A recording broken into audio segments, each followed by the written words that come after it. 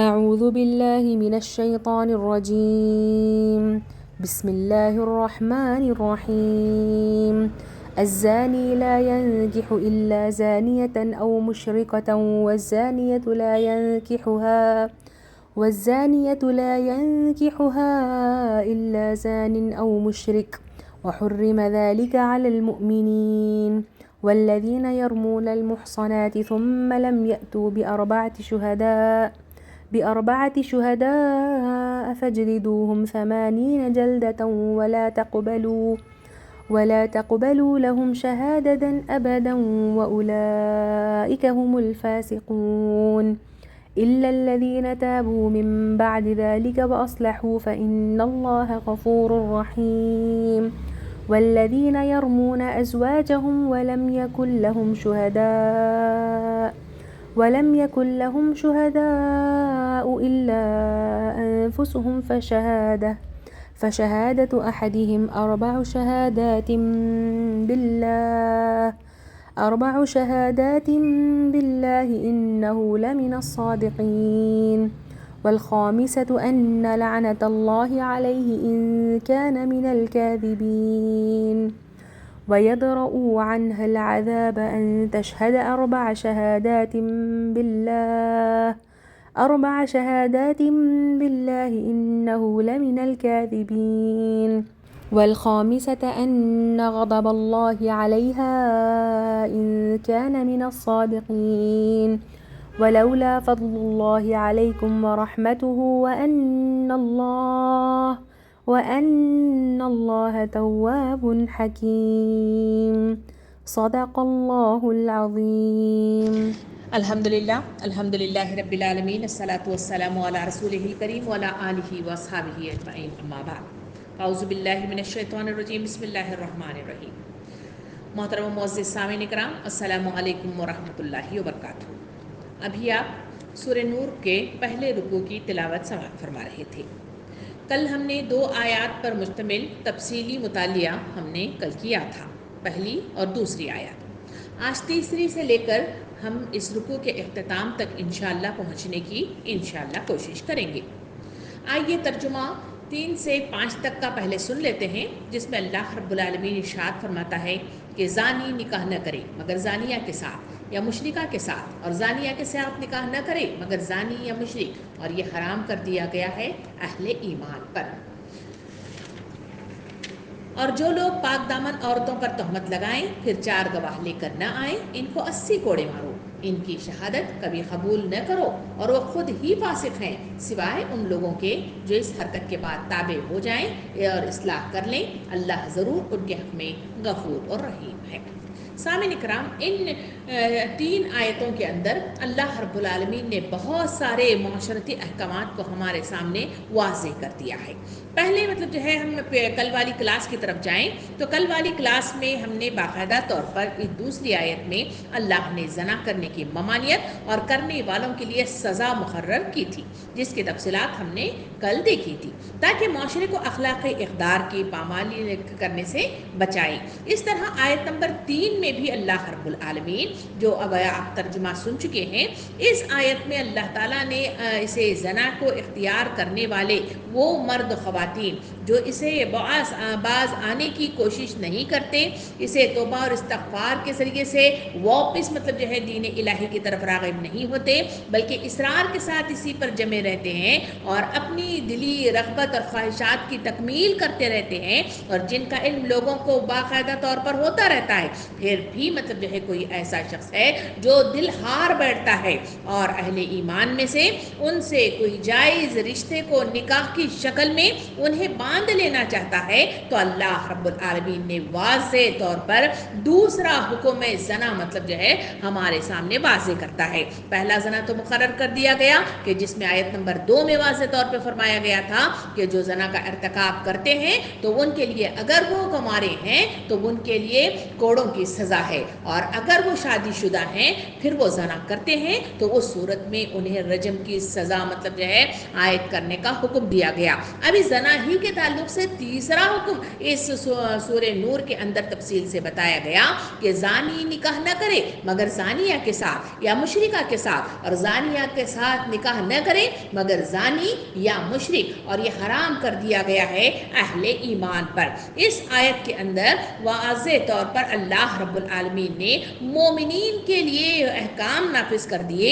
کہ ان کے اندر کوئی ایسا زانی یا مشرک مطلب جو ہے چاہے مرد ہو چاہے وہ عورت ہو، ان کے ساتھ نکاح کے بندھن میں اپنے آپ کو باندھنا اسے مطلب حرام قرار دیا گیا ہے، یہ اہل ایمان کے لیے صحیح نہیں ہے۔ اس کی وضاحت اس آیت کے اندر واضح طور پر کر دی گئی ہے، اور اللہ رب العالمین نے واضح دوسرا حکم صادر کیا کہ زانیہ نکاح نہ کرے مگر مشرک یا زانی ہی کے ساتھ۔ اس آیت کا اصل منشا مطلب جو ہے ہمارے سامنے جو معلوم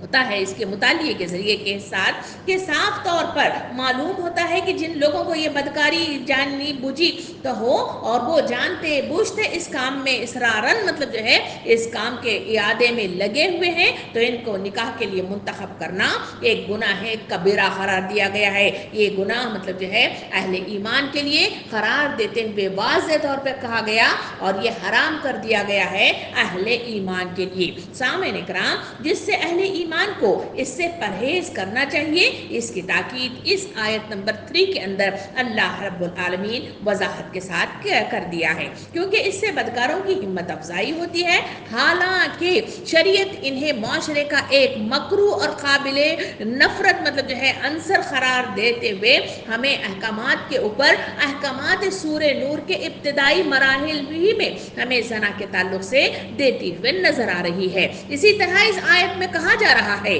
کہ زانی مسلم کا نکاح مشرک عورت سے اور زانیہ مسلمہ کا نکاح مشرک مرد سے، اس سے یہ بتانا مقصود ہے کہ یہ زنا ایسے سخت مطلب خبیث فعل کے ساتھ اسے ترجیح دی جا رہی ہے کہ جو شخص مسلمان ہوتے ہوئے اس کا ارتکاب کرے گا وہ اس قابل نہیں رہے گا کہ مسلم معاشرے کے پاک اور صالح لوگوں سے اس کا رشتہ مطلب جو ہے پھر سے استوار ہو سکے، یا تو وہ اپنے جیسے زانیوں میں اپنا رشتہ کرنا ہوگا یا پھر ان مشرکوں میں سے جو سرے سے احکام الہی پر اعتقاد ہی نہیں رکھتے بلکہ انکار پر انکار کرتے ہوئے کفر کے دلدل میں پھنستے ہوئے نظر آتے ہیں۔ ایسے لوگوں کے سلسلے میں کہا گیا کہ زانی مشرک کے ساتھ مطلب مناسب رشتہ قائم کر سکتی ہے اور مشرک زانی کے ساتھ مطلب جو ہے رشتہ برابر کر سکتا ہے، مگر ایک مومن اہل ایمان کے لیے ایسے لوگوں کے ساتھ رشتے کا قائم کرنا بالکل صحیح نہیں ہے۔ اس کی طرف اللہ رب العالمین میرے اور آپ کے سامنے تفصیلات لے آتا ہے۔ ذرا واقعات کی روح کی طرف اگر جا کے دیکھیں تو وہاں مجھے اور آپ کو بہت سارے واقعات حضور صلی اللہ علیہ وسلم کی سیرت سے مجھے اور آپ کو ملتے ہیں۔ پہلے واقعے کی طرف چلیں تو ایک عورت کا تذکرہ کیا جاتا ہے جسے ام محزول نام کے ساتھ اسے منسوب کیا جاتا ہے، جس کے سلسلے میں کہا جاتا ہے کہ وہ قہبہ گری کا پیشہ اختیار کرتی تھی اور مسلمانوں نے اس سے نکاح کرنا چاہا تھا، تو اس وقت نبی کریم صلی اللہ علیہ وسلم سے اجازت طلب کی تھی۔ وہ آپ صلی اللہ علیہ وسلم نے جس صحابی نے اس کے سلسلے میں اجازت طلب کی تھی آپ صلی اللہ علیہ وسلم نے منع فرمایا، اور یہی آیات جو آپ کے سامنے سورہ نور کی آیت نمبر 3 جہاں تذکرہ کیا جا رہا ہے، اسی آیت کو پڑھ کر آپ صلی اللہ علیہ وسلم نے اس کی حرمت کو واضح طور پر ان کے سامنے پیش کر دیا۔ دوسری طرف ایک واقعے کی شکل میں یہ بھی آتا ہے اور وہ یہ ہے کہ مراسد بن ابی مرصد مطلب جو ہے ایک صحابی کا تذکرہ آتا ہے کہ ان کے زمانہ جاہلیت میں مکے کی ایک بد کردار عورت تھی جس کا نام عناق تھا، جس سے ناجائز تعلقات رہ چکے تھے۔ بعد میں انہوں نے چاہا کہ اس سے نکاح کر لیا جائے اور حضور صلی اللہ علیہ وسلم سے اجازت مانگی۔ وہ 2 دفعہ مطلب جو ہے نبی صلی اللہ علیہ وسلم سے بار بار پوچھتے رہے کہ کیا میں اس عورت عناق سے جو ہے تعلق نکاح مطلب جو ہے قائم کر لوں۔ آپ صلی اللہ علیہ وسلم چہرے کو گھماتے رہے اور مطلب جو ہے خاموش ہی رہے۔ تیسری دفعہ جب آپ نے اصرار کے ساتھ پوچھا تو آپ صلی اللہ علیہ وسلم نے انہیں انہی آیت کا تذکرہ کرتے ہوتے ہوئے انہیں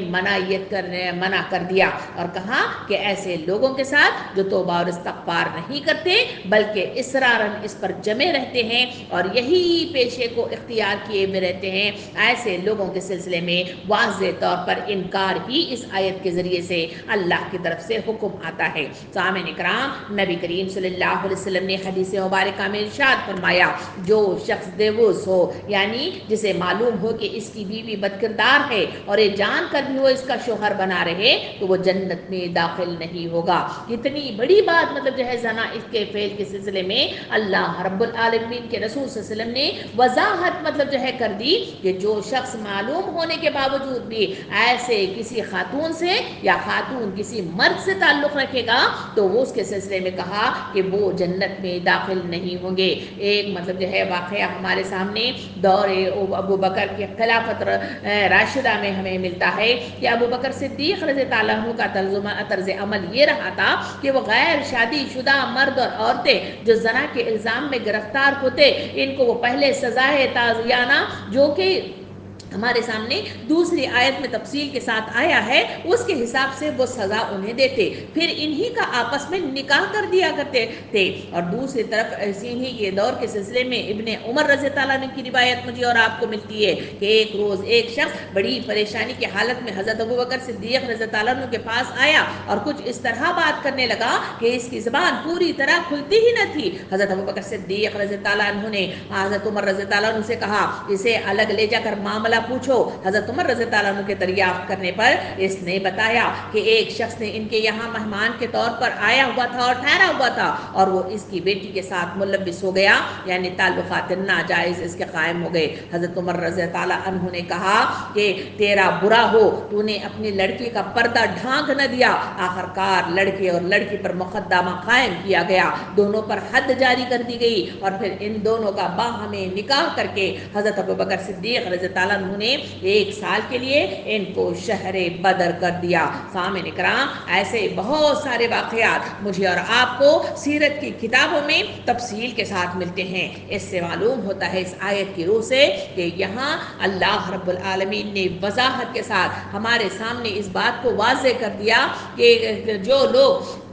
اس طرح کا رویہ اختیار کرتے ہیں تو ان کے لیے جائز نہیں ہے کہ وہ لوگ کسی مطلب جو ہے مشرک یا کسی زانی خاتون کے ساتھ یا مرد کے ساتھ اپنے تعلقات کو قائم کر لیں۔ سامعین اکرام، ہاں وہ لوگ جو اس گناہ کے دلدل سے توبہ کے ذریعے سے نکل آئے ہیں اور شرمندہ ہیں، ان کے سلسلے میں نبی کریم صلی اللہ علیہ وسلم نے فرمایا سچی توبہ تو یہ ہے کہ آدمی جس گناہ سے توبہ کرے پھر دوبارہ گناہ نہ کرے۔ دوسری طرف حدیث مبارکہ میں ارشاد فرمایا گناہ سے صدق دل سے توبہ کرنے والا اس شخص کا طرح پاک و صاف ہو جاتا ہے جس نے کوئی گناہ کیا ہی نہ ہو۔ یہی بات کو قرآن مجید کے پنوں میں اگر ہم الٹ پلٹ کر دیکھیں تو سورہ زمر آیت نمبر 53 میں اللہ رب العالمین ارشاد فرماتا ہے کہ آپ کہہ دیجئے کہ اے میرے بندو جنہوں نے کفر و شرک کر کے اپنے اوپر زیادتیاں کی ہیں کہ تم اللہ کی رحمت سے نا امید مت ہو جاؤ، بالیقین اللہ تعالیٰ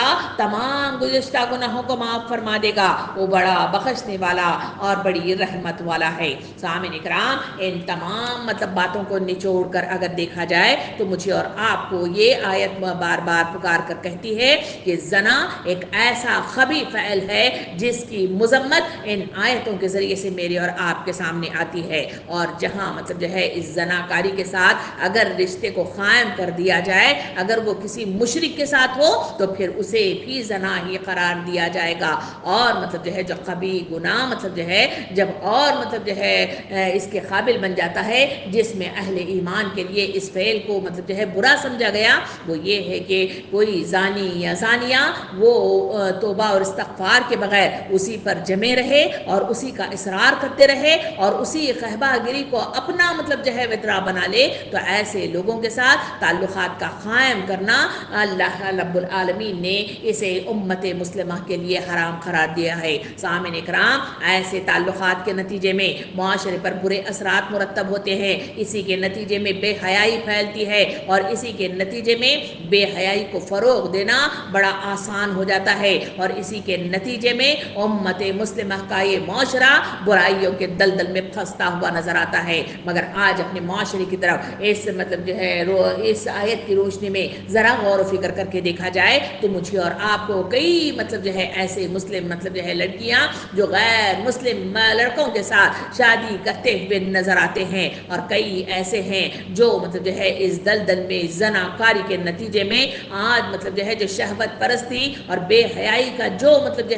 ننگا نات ناچا جا رہا ہے، ان سب میں جو ملوث ہو رہے ہیں ہمارے نوجوان نسل، ان کے سلسلے میں آیت پکار پکار کر کہتی ہے کہ تمہارے لیے بہتر یہی ہے کہ توبہ اور استغفار کے ذریعے سے اس دلدل سے باہر نکل آئے۔ توبہ کے لیے 3 شرائط درکار ہیں۔ سب سے پہلا یہ کہ ہم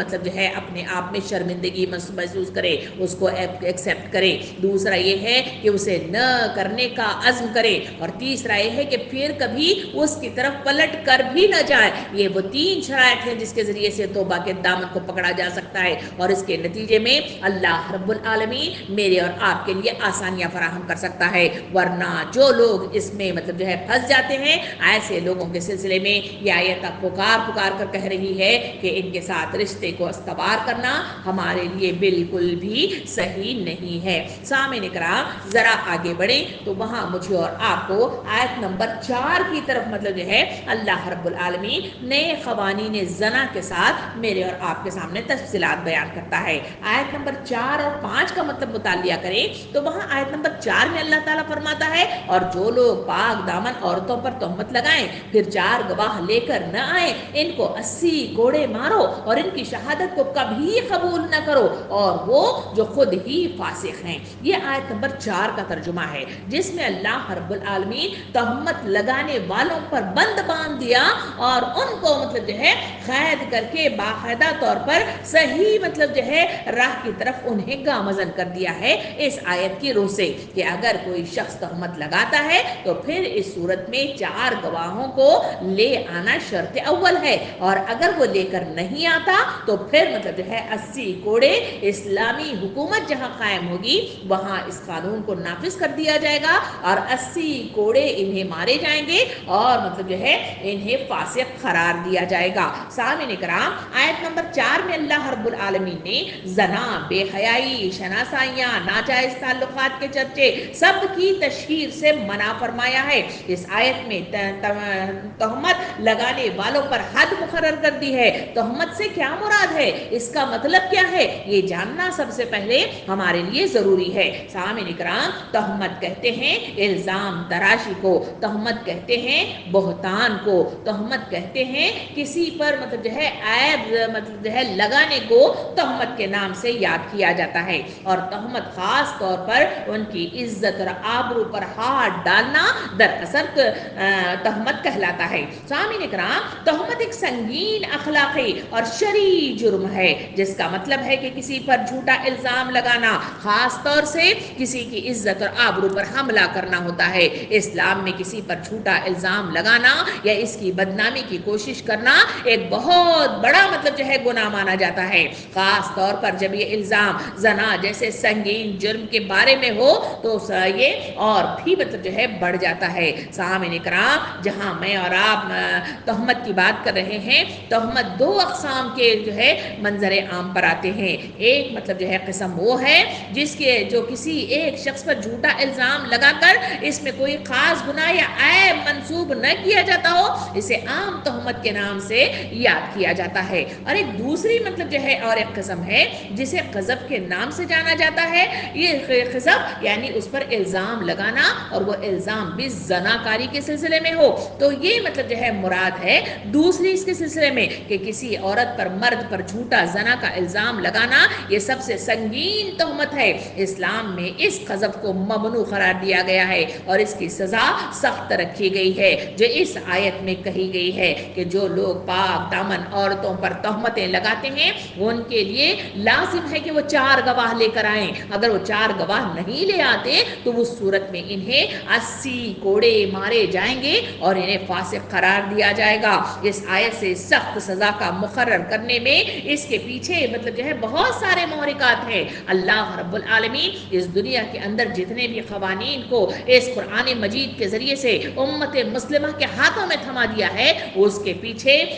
اس کی سخت مطلب جو ہے اس کا اندازہ ہم لگا سکتے ہیں کہ اس کے ذریعے سے وہ معاشرے کی اصلاح کرنا چاہتا ہے، معاشرے کے اندر ہر چھوٹی سی چھوٹی گناہ کی رمق کو اس کا خاتمہ کرنا چاہتا ہے، اور مطلب جو ہے اس کو سمجھنا میرے اور آپ کے لیے ضروری ہے کہ اس کے ذریعے سے لوگوں کی عزت اور آبرو کو محفوظ رکھنا مقصود ہوتا ہے۔ سامعین کرام، نبی کریم صلی اللہ علیہ وسلم کی احادیث کریمہ کی طرف چلیں تو وہاں مجھے اور آپ کو تہمت کے سلسلے میں بہت سارے احادیث کریمہ ملتے ہیں۔ اس میں سے پہلی حدیث مبارکہ کا مطالعہ کریں تو اس میں نبی صلی اللہ علیہ وسلم نے ارشاد فرمایا، جو شخص کسی مومن پر کوئی ایسا عیب لگائے جو اس میں نہ ہو، اللہ تعالیٰ اسے دوزخ کی آگ میں ڈالے گا یہاں تک کہ وہ اپنے الزام سے بری ہو جائے گا۔ سامعین کرام، یعنی وہ ہمیشہ ہمیشہ رہے گا۔ تہمت ایک ایسا خبی گناہ ہے جس کے ذریعے سے امت مسلمہ کی عزت و آبرو کی دھجیاں اڑ جاتی ہیں، اور وہ صرف اس کی انفرادی شخصیت پر نہیں بلکہ معاشرے کی طرف بھی مطلب جو ہے اس کا خاطر خواہ مطلب جو ہے اثر پڑتا ہے۔ اسی وجہ سے تو نبی کریم صلی اللہ علیہ وسلم نے حدیث مبارکہ میں واضح طور پہ فرما دیا کہ سب سے بڑا سود یہ ہے کہ کوئی شخص بلا وجہ اپنے مسلمان بھائی کی عزت پر حملہ کر دے۔ اسی وجہ سے تو نبی کریم صلی اللہ علیہ وسلم ایک بار صحابہ کرام وہاں راستے میں بیٹھے ہوئے گفتگو کر رہے تھے، پوچھا کہ تم یہاں کیوں بیٹھے ہو، جاؤ گھرم کی طرف چلے جاؤ۔ تو پھر مطلب جو ہے انہوں نے بار بار اصرار کیا، اے اللہ کے رسول صلی اللہ علیہ وسلم، ہم مطلب جو ہے دن بھر کام کے بعد تھکے ہارے ہوتے ہیں، ہم ایک دوسرے سے ملنے ملانے کے لیے اس طرح مطلب جو ہے گلی کے نکڑ پر بیٹھ کر ایک دوسرے سے گفتگو کرتے ہیں، ہمیں اجازت دیجیے۔ اس وقت نبی صلی اللہ علیہ وسلم کی وہ بات ہم بار بار دہرا چکے ہیں، آپ کو بھی یاد ہے کہ نبی صلی اللہ علیہ وسلم نے ان لوگوں کو جو نصیحت کی کہ اگر تمہیں بیٹھنے کی واقعی میں اجازت دے رہا ہوں تو اس اجازت کا مطلب جو ہے حق ادا کرو، یعنی راستے پر بیٹھنے کا حق ادا کرو۔ صحابہ نے پوچھا کہ اس کا حق کیا ہے، کہ کہا کہ وہاں بیٹھے ہو تو تلقین حق کیا کرو اور حق کا کلمہ بلند کیا کرو، وہاں بیٹھ کر ایک دوسرے کی غیبتیں کرنا، ایک دوسرے پر الزامات تراشنا اور ایک دوسرے پر تہمتیں لگانا اور ایک دوسرے کے پر بھپکیاں کسنا، یہ تمام وہ اعمال ہیں جس کے ذریعے سے معاشرے کی جڑیں ڈھیلی پڑ جاتی ہیں، اور اللہ رب العالمین ہر معاملے معاشرتی احکامات کے ساتھ اس پر روشنی ڈالتے ہوئے احکامات الہی کا نزول کرتا ہے۔ تیسری طرف ہم دیکھیں کہ نبی کریم صلی اللہ علیہ وسلم نے حدیث مبارکہ میں یہ بھی ارشاد فرمایا، جو شخص کسی پاک دامن عورت پر زنا کی تہمت لگائے، قیامت کے دن اسے اللہ تعالیٰ کے سامنے اس حال میں پیش کیا جائے گا کہ اسے کوڑوں کی سزا دی جائے گی یہاں تک کہ وہ اپنے الزام کی سچائی کا ثبوت نہ دے سکے۔ سامعین کرام، نہ اللہ رب العالمین کے دربار میں اپنی مطلب جو ہے الزام کی وہ سچائی کا ثبوت تو کیسے دے سکتا ہے؟ اس کی کتابیں جو اس کے کھندے پر بیٹھے ہوئے وہ مطلب فرشتے اس کے مطلب جو ہے کرامن کاتبین اس کے لکھ کر مطلب جو ہے ثابت کر چکے ہیں، زمین آسمان زمین کا ہر ذرہ اس پر گواہی دیتا ہے، تو وہ کہاں سے مطلب جو ہے اپنی سچائی کا ثبوت دے گا؟ یہ حدیث اور اس سے پہلے بیان ہونے والے دونوں احادیث میرے سامنے مطلب اور آپ کے سامنے یہ بات لاتے ہیں کہ وہاں ہمیشہ ہمیشہ کا عذاب مطلب جو ہے مسلط کر دیا جائے گا۔ ایک اور حدیث مبارکہ میں نبی کریم صلی اللہ علیہ وسلم نے ارشاد فرمایا، جس نے کسی کی کوئی ایسی بات ذکر کی جو اس میں نہیں تھی تاکہ اس کے ذریعے سے اس کو عیب زدہ کرے، تو اللہ تعالیٰ ایسے اسے جہنم میں قید کر دے گا یہاں تک کہ وہ اپنی کہی بھی بات ثابت کر دے۔ سامعین کرام، جہنم میں قید ہونا یعنی مطلب جو ہے جل جل کر راکھ ہونا، پھر کن فیکون کے نتیجے میں پھر زندہ ہونا اور یہ سلسلہ چلتا رہنا، کیسا مطلب جو ہے دل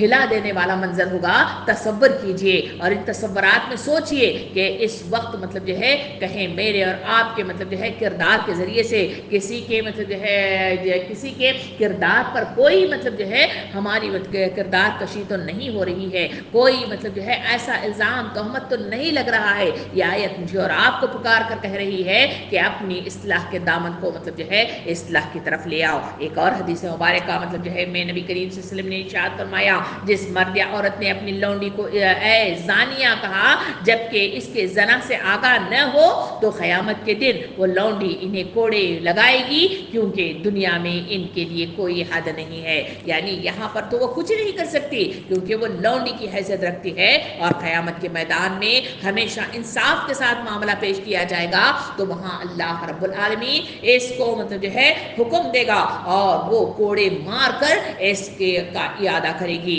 سامعین کرام، ان تمام احادیث کریمہ کے ذریعے سے میرے اور آپ کے سامنے جو بات آتی ہے وہ یہی ہے کہ زنا کاری کے سلسلے میں ہمیشہ تہمت بڑا مطلب اہم کردار ادا کرتی ہے، تو اس سے بچنے کی امت مسلمہ کو تلقین کی گئی ہے. اب مطلب جو ہے سوال یہ ہوتا ہے کہ اس احکام کو نفاذ کرنے میں کیا منشا مطلب جو ہے پیش نظر ہے. سامعین کرام، معاشرے میں لوگوں کی آشنائیاں، ناجائز تعلقات کے چرچے قطعی طور پر بند کر دیے جائیں، کیونکہ اس سے بے شمار برائیاں پھیلتی ہیں. ان میں سب سے بڑی برائی یہ ہے کہ اس طرح غیر محسوس طریقے پر ایک عام زناکارانہ ماحول بنتا ہوا چلا جاتا ہے. ایک شخص مزے لے لے کر لوگوں کے صحیح غلط گندے واقعات لوگوں کے سامنے پیش کرتا ہے، جو آج ہم معاشرے کے اندر دیکھ رہے ہیں کہ اخبارات کے اندر، ٹی وی کے اندر، مختلف مطلب جو ہے اسمارٹ فون کے مختلف ایپس کے ذریعے سے میرے اور آپ کے سامنے گندے تصاویر کے ساتھ ساتھ ایسے بےہودہ واقعات تو جو ہے اس کے سلسلے میں غلط سلط مطلب جو ہے ایسی آشنائیاں کے سلسلے میں بات کو پھیلانے میں یہ مطلب جو ہے یہ چیزیں میرے اور آپ کے سامنے پھیلتے ہوئے نظر آ رہے ہیں. سامعین کرام، دوسرے اس میں نمک مرچی لگا کر لوگوں تک اسے پہنچانے میں لوگوں کا بڑا ہاتھ ہوتا ہے، اور ساتھ ساتھ کچھ مزید لوگوں کے متعلق بھی اپنی معلومات یا بدگمانیاں لوگوں کے دلوں میں پیدا ہو جاتی ہیں اور وہ بدگمانیاں بیان کرنا شروع کر دیتے ہیں. اس طرح نہ صرف ایک شہوانی جذبات کی ایک عام روح چل پڑتی ہے، بلکہ برے میلانات رکھنے والے مردوں اور عورتوں کو بھی یہ معلوم ہو جاتا ہے کہ معاشرے میں کہاں کہاں ان کے لیے قسمت آزمائی کے موقع موجود ہیں، اور ان کا جرم ثابت ہو جائے تو ان کو انتہائی سزا دو جو کسی جرم پر نہیں دی گئی ہے. یہ آیت ان کے لیے پکار کر کہتی ہے، اور دوسری طرف وہ فیصلہ کرتی ہے کہ جو شخص کسی پر زنا کا الزام لگائے یا تو وہ شہادتوں سے اپنا الزام ثابت کرے، ورنہ اس پر 80 کوڑے برسا دو تاکہ آئندہ کبھی وہ اپنی زبان سے ایسی بات بلا ثبوت نکالنے کی جرت ہی نہ کر سکے. اس وجہ سے اسلامی حکومتوں کے اندر ان مطلب جو ہے احکامات کو نفاذ کی اس قرآن مجید میں مطلب جو ہے انہیں بار بار مطلب جو ہے اکسایا گیا ہے، اسے فرض قرار دیا گیا ہے اور اسے مطلب جو ہے دستور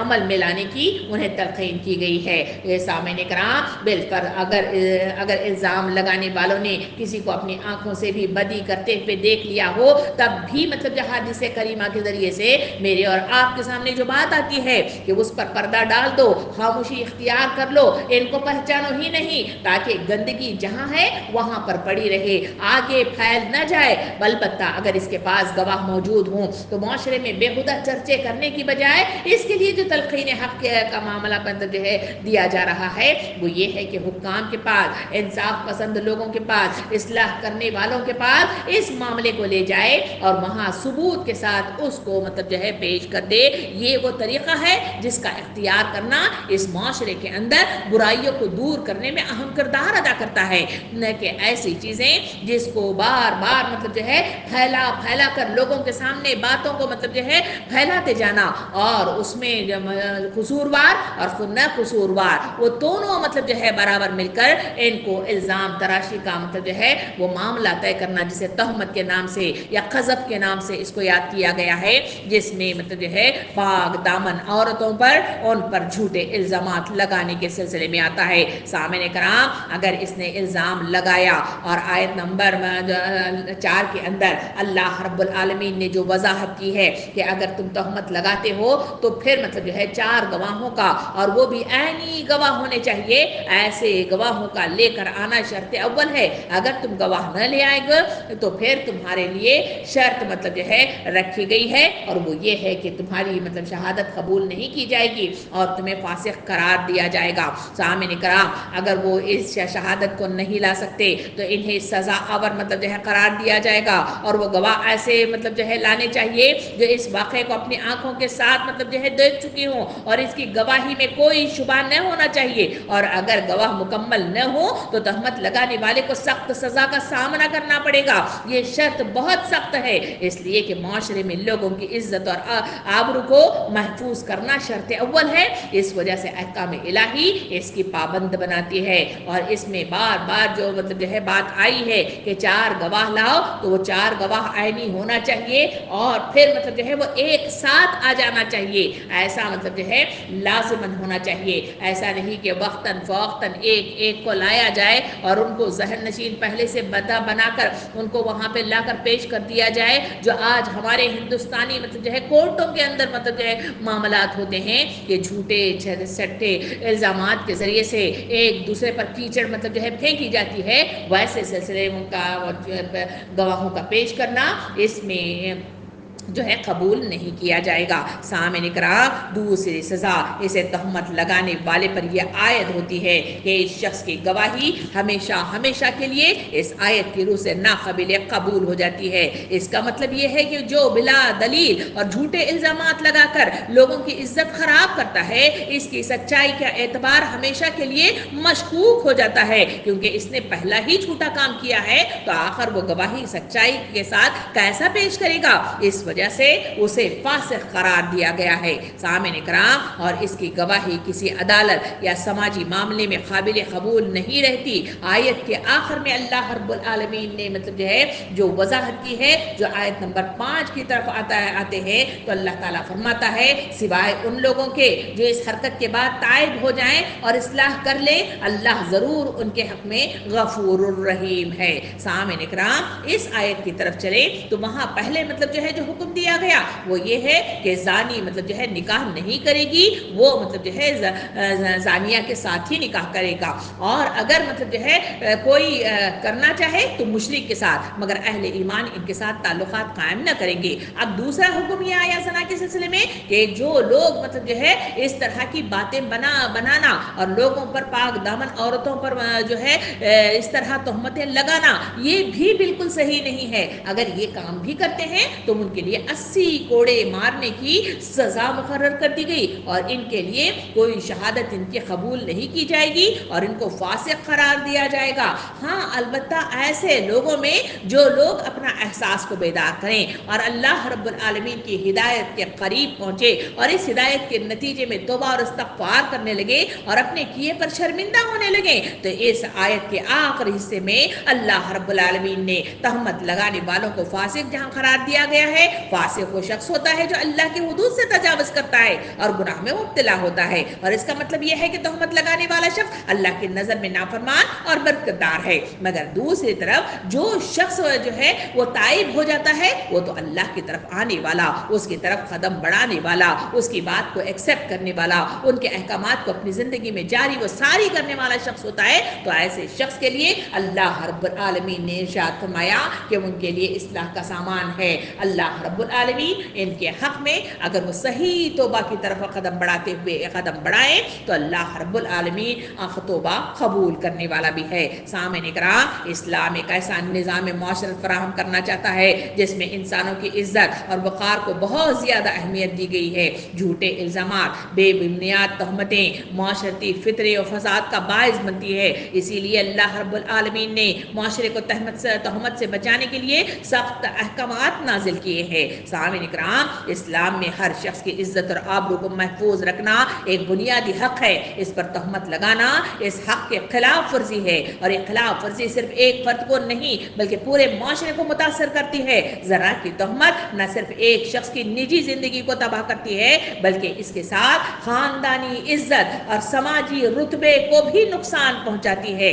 اسلام میں عزت اور وقار کے تحفظ کا مقصد معاشرتی استحکام کو برقرار رکھنا ہے.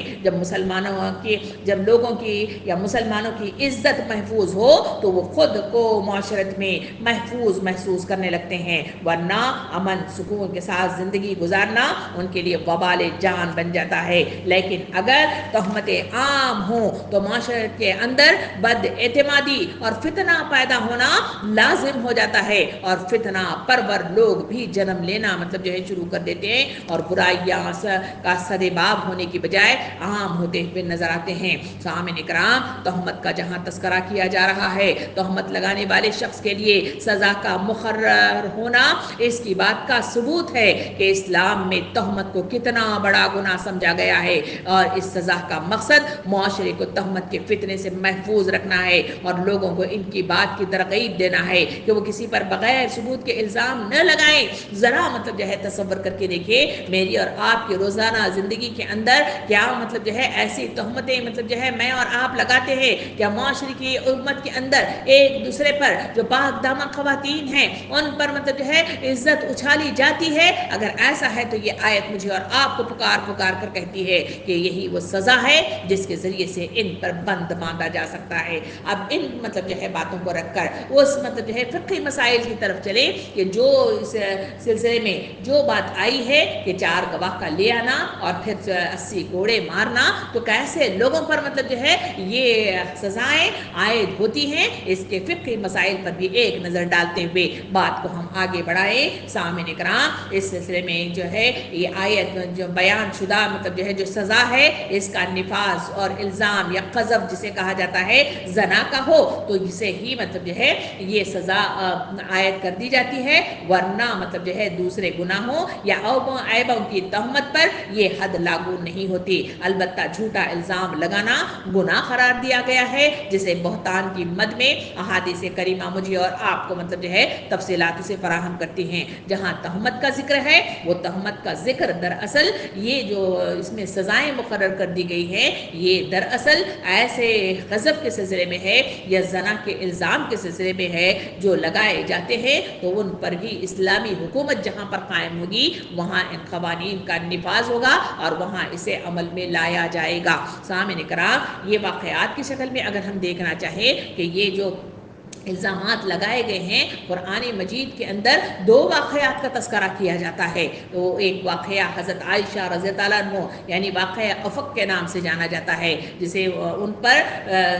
اسی طرح کا الزام لگایا گیا تھا، جس کے نتیجے میں آپ صلی اللہ علیہ وسلم بھی غمزدہ ہو گئے تھے، حضرت عائشہ رضی اللہ عنہ بھی غمزدہ ہو گئی تھی، اور معاشرے کے اندر ایک ہلچل سی برپا تھی، جب تک کہ اللہ رب العالمین کی طرف سے اس کے سلسلے میں تفصیلات نہ آئیں اور اس کا تفصیل بتا کر اس کو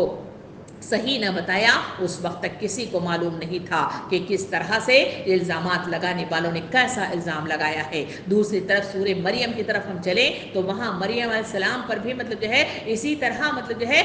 قذف کا معاملہ کیا گیا، یعنی تہمت ان پر بھی لگائی گئی تھی، کیونکہ بن باپ کے حضرت عیسیٰ علیہ السلام اس دنیا میں لائے گئے تھے، اور اسی کے نتیجے میں حضرت مریم علیہ السلام بڑی ہی پریشان حال تھیں، اور اسی وجہ سے وہ لوگوں کے درمیان آنا اور ان کے درمیان گفتگو کرنے سے گھبراہٹ محسوس کر رہی تھی۔ اسی وقت تو اللہ رب العالمین نے اس گہوارے کے اندر اس بچے یعنی عیسیٰ علیہ السلام کو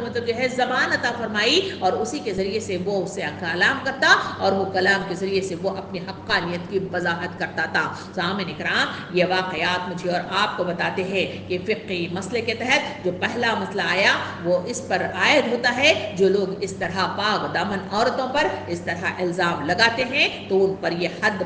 جاری کر دی جاتی ہے۔ دوسرے فقہی مسئلے کے ساتھ ہمارے سامنے یہ بات آتی ہے کہ الزام لگانے والوں کو 4 معتبر اور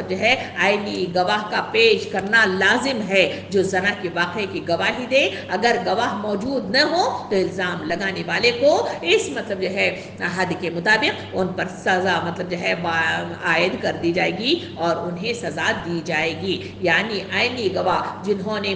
اس طرح کے کام کرتے ہوئے عینی طور پر یعنی نگاہوں سے دیکھا ہوا ہو تو تبھی کہیں جا کر یہ قوانین ان پر عائد ہوتے ہیں۔ نمبر 3 فقہی مسئلہ یہ بتاتا ہے اما کرام کہ اگر الزام جھوٹا ثابت ہو اور گواہ بھی نہ ہو تو الزام لگانے والے کو 80 کوڑے مارے جائیں گے اور اس کی گواہی نہیں لی جائے گی۔ یہ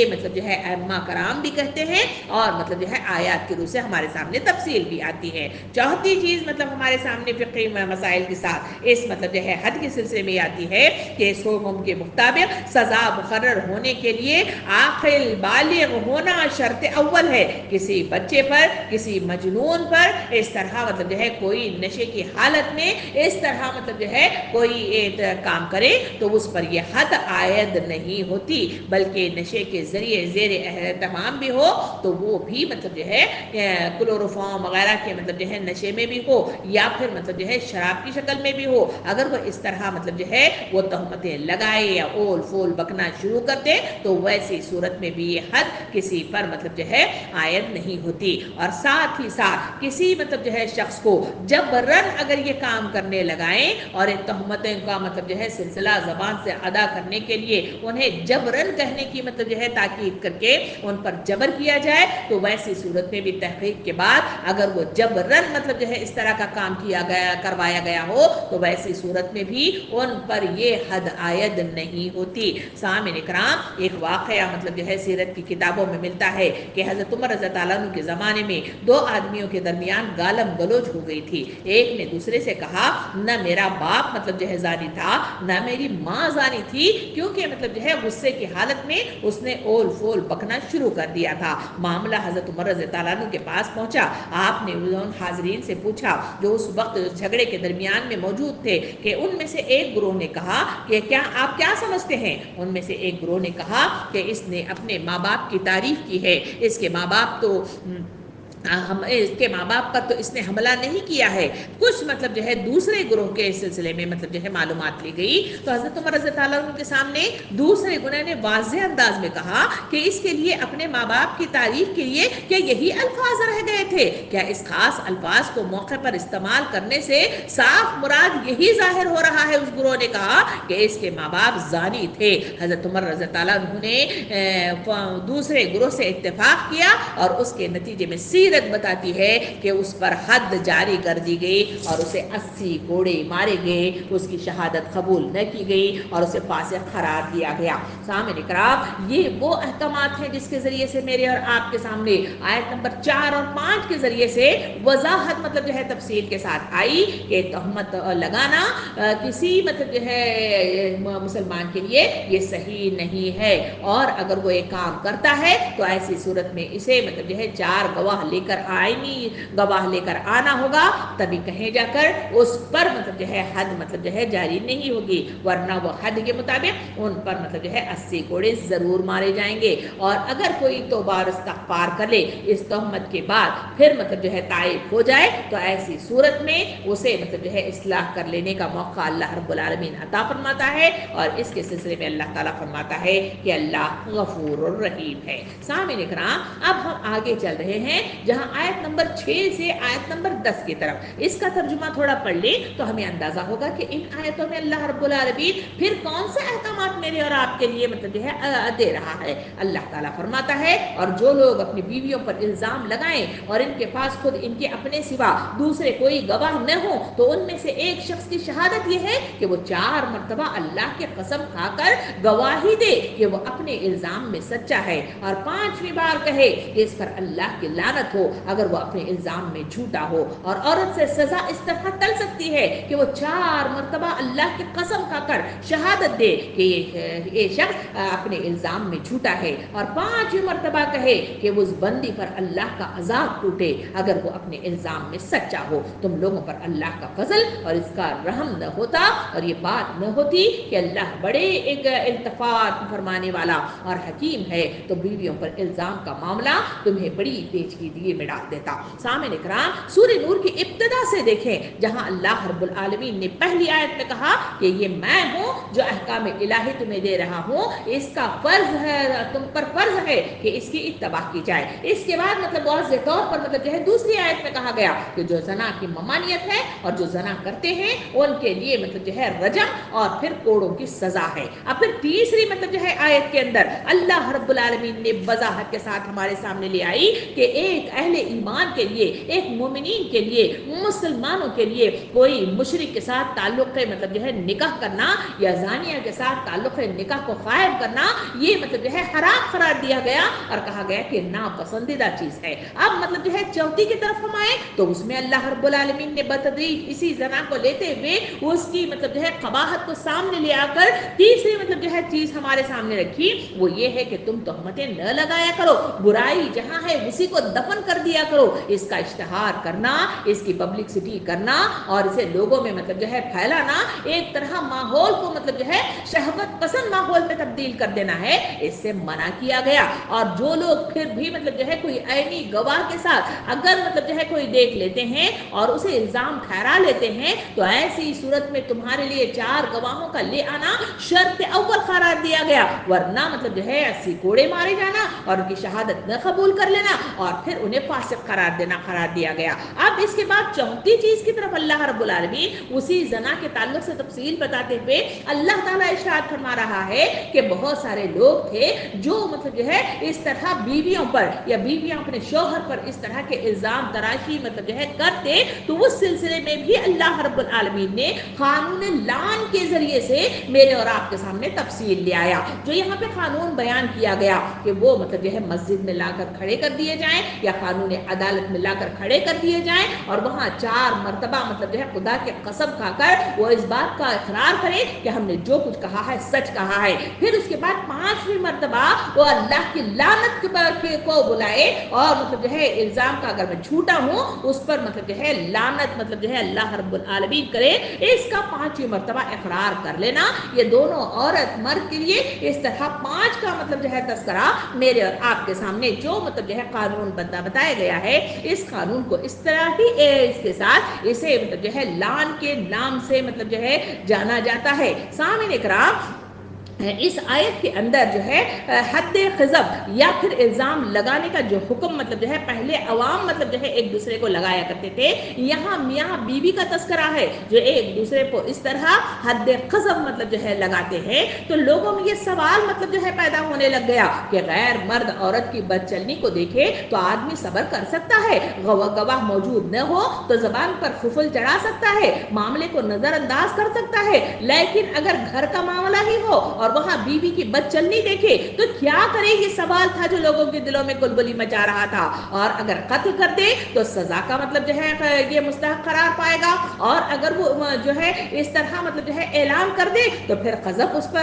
پر جو ہے حد مطلب جو ہے لگا دی جائے گی، تو پھر کرے تو کیا کرے؟ یہ وہ سوال تھا جو حضرت سعد بن عبیدہ رضی اللہ عنہ نے ایک فرضی سوال کی شکل میں نبی کریم صلی اللہ علیہ وسلم کے سامنے پیش کر دیا تھا، اور یہ بھی کہا تھا کہ اگر میں مطلب جو ہے اگر میرے گھر میں وہ معاملہ ہو جائے تو پھر میں مطلب جو ہے تلوار سے اس کا جس نے میرے گھر کی عزت پر ہاتھ ڈالا ہے اس کو میں قتل کر دوں گا۔ سامعین اکرام، لیکن تھوڑی ہی مدت گزری تھی کہ جیسے جب یہ واقعات پیش آ رہے تھے تو بعض ایسے مقامات پر معاملہ مطلب جو ہے بہت سارے شوہروں نے اپنی آنکھوں کے ساتھ مطلب جو ہے دیکھا تھا، نبی کریم صلی اللہ علیہ وسلم کے سامنے اس کی شکایت لے کر آ گئے تھے۔ حضرت عبداللہ بن مسعود اور ابن عمر رضی اللہ عنہ کی روایت ہے کہ انصار میں سے ایک شخص جسے مطلب جو ہے غویر اجلانی کے نام سے جانا جاتا تھا، وہ حاضر ہو کر عرض کیا، یا رسول اللہ صلی اللہ علیہ وسلم، اگر ایک شخص اپنی بیوی کے ساتھ غیر مرد کو پائے اور منہ سے بات نکالے تو آپ حد قذف مطلب جو ہے جاری کر دیں گے؟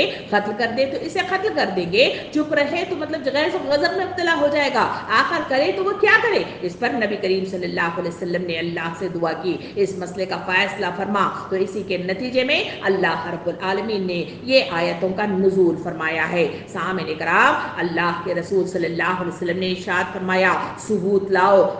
ورنہ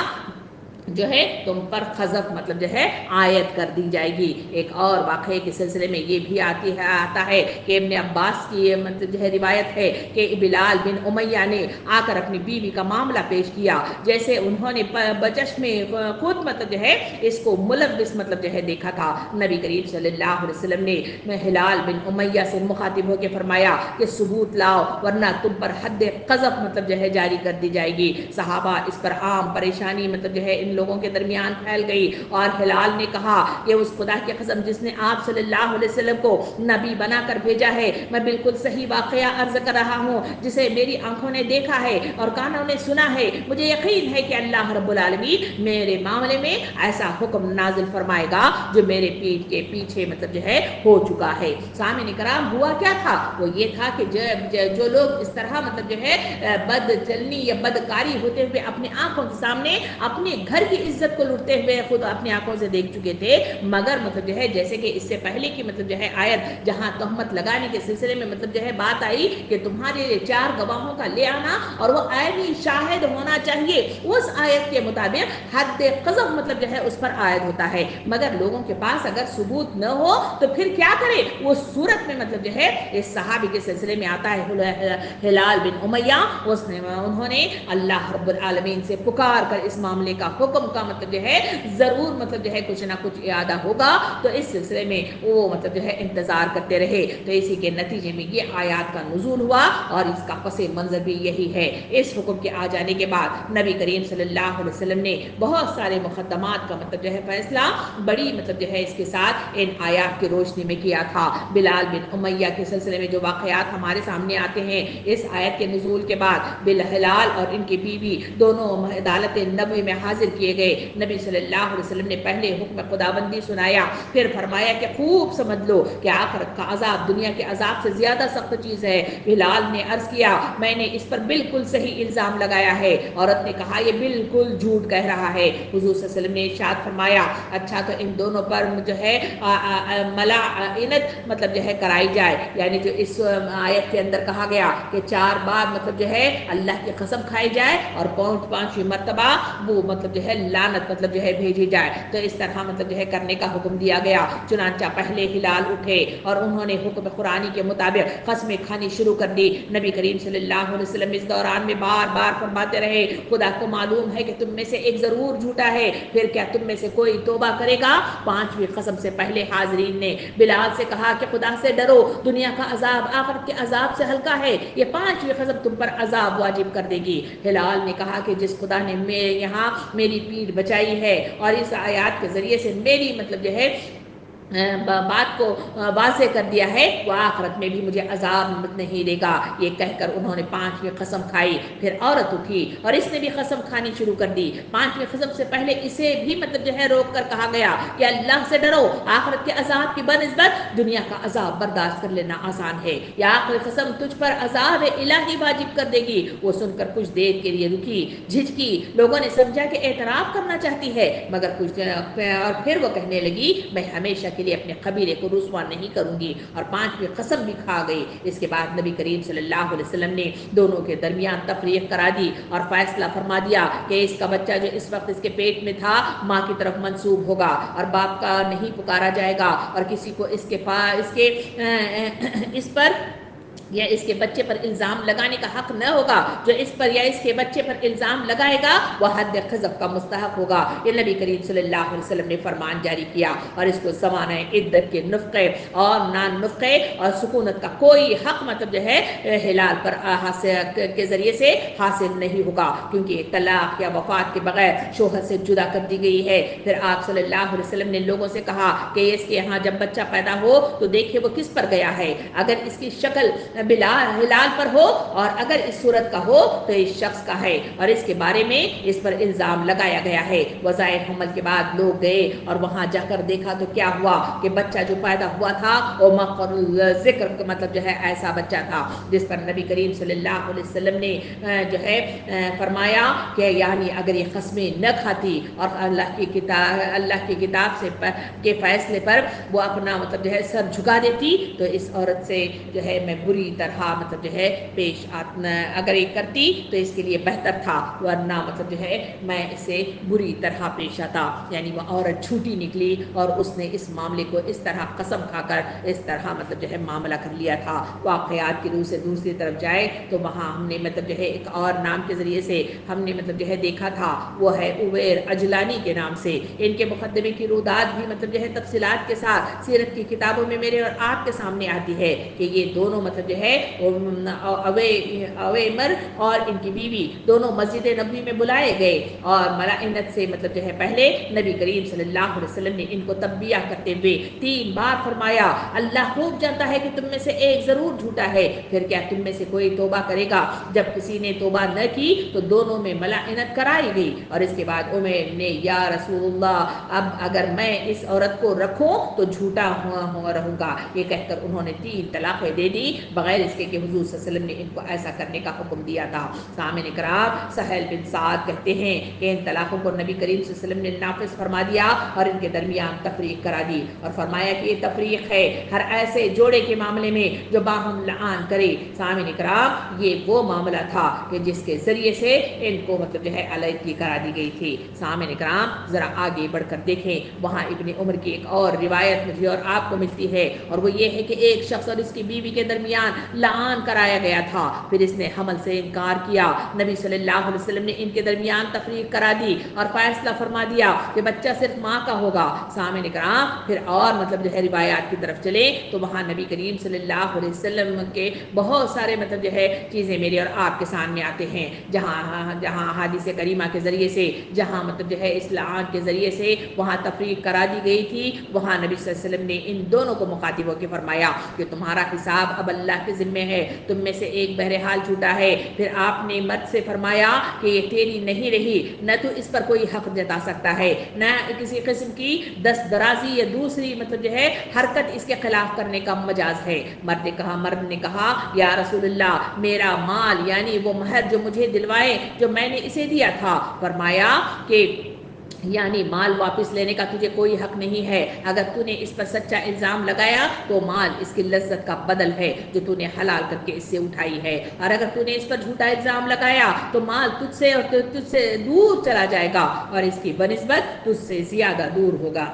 ان واقعات کے ذریعے سے مجھے اور آپ کو معلوم ہوتا ہے کہ جس طرح یہ لعان کیا جاتا ہے تو اس کے نتیجے میں عدت کے درمیان میں نان نقہ کوئی میسر نہیں آتا اور جو بچہ ہوتا ہے وہ ماں کے حوالے کر دیا جاتا ہے اور اسے سے منسوب کر دیا جاتا ہے، اور اس میں مہر مطلب جو ہے جو عورت کے پاس ہوتا ہے وہ مہر واپس لیا نہیں جاتا۔ سامعین کرام، ایک اور واقعے کی طرف ہم چلیں تو وہاں مجھے اور آپ کو مطلب جو ہے اس اعلان کے سلسلے میں زوجین مطلب کے سلسلے میں یہ فقہی مسئلہ بھی آتا ہے کہ وہ کبھی آپس میں دوبارہ مل نہیں سکتے، اسی وجہ سے تو نبی کریم صلی اللہ علیہ وسلم نے حدیث مبارکہ میں ارشاد فرمایا یہ دونوں کبھی آپس میں جمع نہیں ہو سکتے۔ اس وجہ سے جہاں لعان کا معاملہ ہوتا ہے وہاں مطلب جو ہے یا تو وہ خود طلاق دے کر ایک دوسرے سے علیحدگی اختیار کر لے، ورنہ خود بخود مطلب جو ہے وہاں کی عدلیہ مطلب جو ہے جو قانون ہے اس کے تحت ان کو الگ کر دیا جاتا ہے کیونکہ وہ ایک جگہ ایک دوسرے کے قریب نہیں رہ سکتے۔ سامعین کرام، ایک فقہی مسئلہ ہمارے سامنے یہ بھی آتا ہے، ابن عباس رضی اللہ عنہ بیان کرتے ہیں کہ ایک شخص نے حاضر ہو کر عرض کیا کہ میری بیوی ہے جو مجھے بہت زیادہ محبوب ہے، مگر اس کا حال یہ ہے کہ کسی ہاتھ لگانے والے کا ہاتھ نہیں چٹکتی۔ واضح ہے کہ یہ کنائے میں اس کے مطلب جو ہے زنا کے سلسلے میں اس نے اشارہ کر دیا تھا اور زنا سے کم تر درجے کی اخلاقی کمزوری کی بھی، تو نبی کریم صلی اللہ علیہ وسلم نے مطلب فرمایا کہ طلاق دے دے۔ اس نے کہا کہ مگر میں اس کے بغیر رہ نہیں سکتا، فرمایا تو اسے رکھے، یعنی آپ نے اس سے اس کے کنائے کی تشریح نہیں کروائی اور اس کے قول کو الزام زنا پر مجرور کر کے لعن کا حکم نہیں دیا، بلکہ مطلب جو ہے اس کو یوں ہی چھوڑ دیا، یعنی اسی پر مطلب جو ہے پردہ ڈال دیا۔ تیسری طرف حضرت ابو ہریرہ رضی اللہ عنہ فرماتے ہیں کہ ایک عربی حاضر ہو کر عرض کیا کہ میری بیوی نے کالا بچہ جنا ہے اور میں نہیں سمجھتا کہ وہ میرا بچہ ہے، کیونکہ بہت سارے لوگ اپنے گورے پن کے سلسلے میں اس طرح کے معاملات کرتے ہیں۔ ایسا ہی یہ واقعہ ہمارے سامنے اس سیرت کی کتابوں میں ملتا ہے، یعنی محض لڑکے کے رنگ نے اسے شبے میں اس عربی کو ڈال دیا تھا اور بیوی اس پر زنا کا الزام لگانے کے لیے اس کے پاس کوئی اور وجہ نہیں تھی۔ آپ صلی اللہ علیہ وسلم نے پوچھا کہ کیا تیرے پاس کچھ اونٹ تو ہوں گے؟ اس نے عرض کیا کہ ہاں۔ آپ نے پوچھا کہ اس کے رنگ کیا ہیں؟ کہنے لگا کہ سرخ ہیں۔ آپ نے پوچھا اس میں سے کوئی خاص تری بھی ہے؟ کہنے لگا کہ جی ہاں، بعض ایسے بھی ہے۔ آپ نے پوچھا یہ رنگ کہاں سے ان کے درمیان آیا؟ کہنے لگا کہ شاید کوئی مطلب جو ہے رنگ کھنچ گئی ہوگی، یعنی ان کے باپ دادا میں سے کوئی اس رنگ کا ہوگا اور اس کا اثر اس میں آ گیا ہوگا. اس وقت نبی کریم صلی اللہ علیہ وسلم نے ارشاد فرمایا شاید اس بچے کا جس کا تم تذکرہ کر رہے ہو اس بچے کو بھی کوئی مطلب جو ہے رگ اس کی کھنچ گئی ہوگی اور آپ نے اسے نفی ولد یعنی بچے کے نسب سے انکار کی اجازت نہ دی اور مطلب جو ہے اس پر قذف بھی مطلب جو ہے عائد ہوئی. سامعین کرام ابو ہریرہ رضی اللہ عنہ کی روایت ایک اور بھی ملتی ہے جس میں نبی کریم صلی اللہ علیہ وسلم نے اسی لعن کے سلسلے میں جو مطلب جو ہے کلام فرمایا ہے کہ جو عورت کسی خاندان میں ایسا بچہ گھسا دے جو اس خاندان کا نہیں ہے یعنی حرام کا پیٹ رکھوا کر شوہر کے سر مونڈ دے اس کا اللہ سے کچھ واسطہ نہیں. اللہ اس کو جنت میں ہرگز داخل نہ کرے گا. اور جو مرد اپنے بچے کے نسب سے انکار کرے حالانکہ بچہ اس کو دیکھ رہا ہو تو اللہ قیامت کے روز ان سے پردہ کرے گا اور اسے تمام اگلی پچھلی خلق کے سامنے رسوا کر دے گا. یعنی یہاں جو واقعہ پیش کیا گیا اسی کے مد نظر یہ حدیث مبارکہ میرے اور آپ کے سامنے مطلب جو ہے بیان کر دی جاتی ہے کہ جو شخص مطلب جو ہے اس طرح بچے سے انکار کرے اور جو عورت مطلب جو ہے ایسے ناجائز بچے کسی شخص کے سر مونڈ دے تو ان کے سلسلے میں واضح طور پر احکامات نازل ہوئے کہ قیامت کے روز اللہ رب العالمین اور ان کے درمیان پردہ حائل کر دیا جائے گا اور لوگوں کے سامنے تمام مطلب انسانیت کے سامنے ان کی مطلب جو ہے رسوائی ہوگی. اور دوسری طرف نبی کریم صلی اللہ علیہ وسلم کی ان احادیث کریمہ کے روح سے جو فقہی مسئلے مطلب جو ہے وارد ہوتے ہیں وہ یہ ہے کہ لعن گھر بیٹھے ہی میں مطلب جو ہے یہ معاملات طے نہیں ہوتے. اس کے لیے اسلامی حکومت کا قیام ضروری ہے اور وہاں مطلب جو ہے ان کا جا کر موجود ہونا بھی شرط اول ہے تبھی کہیں جا کر یہ لعن کا معاملہ کیا جائے گا. اور لعن کے سلسلے میں فقہی مسئلہ یہ بھی ہے کہ لعن کے مطابق جو حق مطلب جو ہے مرد کے لیے نہیں ہے صرف مرد کے لیے نہیں بلکہ عورت بھی عدالت میں اس کا مطالبہ کر سکتی ہے اور شوہر پر بدکاری کا الزام لگائے یا اس کے بچے کا نسل تسلیم کرنے سے انکار کرے تو ایسی صورت میں وہ مطلب جو ہے اپنا مقدمہ لوگوں کے پاس جا کر لڑ سکتی ہے. ایک اور مطلب جو ہے فقہی مسئلے کے ساتھ ہمارے سامنے یہ بات بھی آتی ہے کہ اسی لعن کے سلسلے میں کہ لعن محض مطلب جو ہے کنایہ میں مطلب جو ہے اشارے شک کی بنا پر لازم نہیں آتا بلکہ صرف اس صورت میں لازم آتا ہے جبکہ شوہر صریح طور پر زنا کا الزام عائد کرے یا صاف الفاظ میں بچے کو اپنا بچہ تسلیم کرنے سے انکار کر دے تو ایسی صورت ہی میں یہ مطلب جو ہے معاملہ لعن کا مطلب جو ہے پیش آتا ہے. فقہی مسئلہ یہ بھی ہمارے سامنے آتا ہے کہ اگر لعن لگانے کے بعد شوہر قسم کھانے سے پہلو تہی کرے تو پھر مطلب جو ہے اس پر حد مطلب جو ہے جھوٹا قرار دیتے ہوئے اس پر مطلب جو ہے